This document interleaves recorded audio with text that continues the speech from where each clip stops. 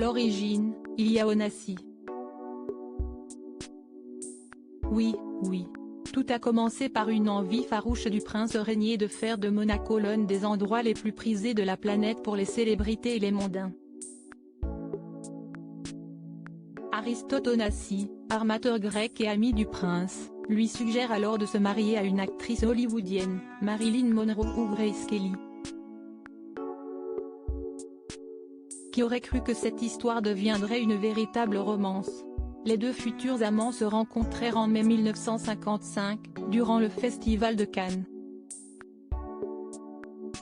L'actrice fétiche d'Hitchcock était venue présenter Le crime était presque parfait. Un an plus tard, le 6 janvier 1956, ils annoncèrent leur fiançailles. 4 mois plus tard, le 18 avril 1956, le prince régnier et Grace Kelly se marièrent civilement dans la salle du trône du palais princier à Monaco. Le lendemain, 600 invités regardèrent ce qui, à l'époque, était le mariage du siècle. 30 millions de téléspectateurs regardèrent les deux amoureux s'unir, la cérémonie étant retransmise en direct en Eurovision.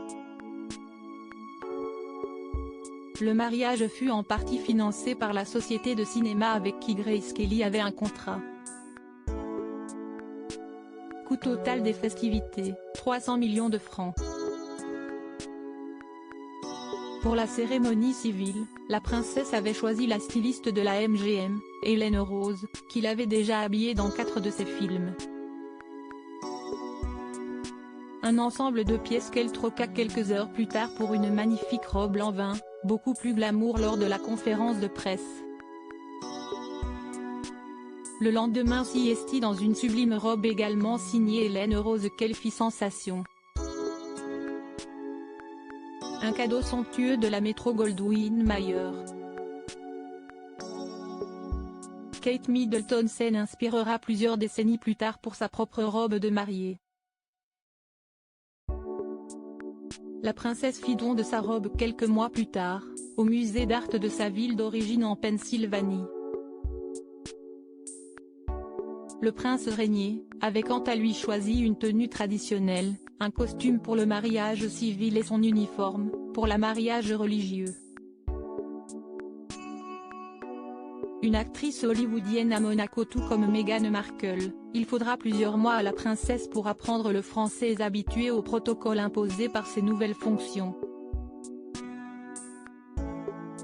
Sur le rocher, elle donna naissance à 3 enfants, Caroline, Albert et Stéphanie la benjamine de la famille.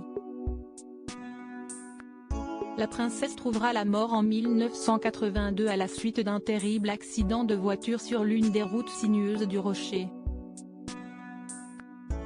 Sa fille Stéphanie se trouvait également dans la voiture.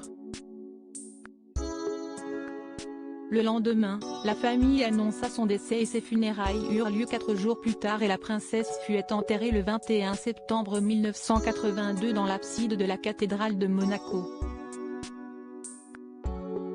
Icône hollywoodienne, elle reste encore aujourd'hui une icône mode dont les choix inspirent encore les générations actuelles.